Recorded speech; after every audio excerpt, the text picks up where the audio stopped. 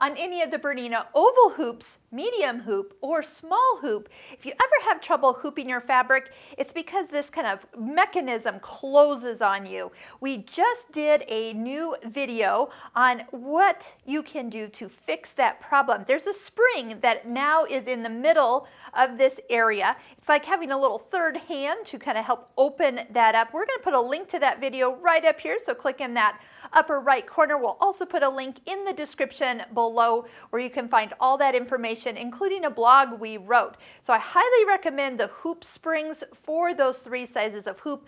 1 pack of hoop springs will fill all your hoops, and it's only $5 from Oklahoma Embroidery. So I definitely recommend those. If you're having trouble hooping your fabric, don't be put off. Just know that there is a solution to make it easier.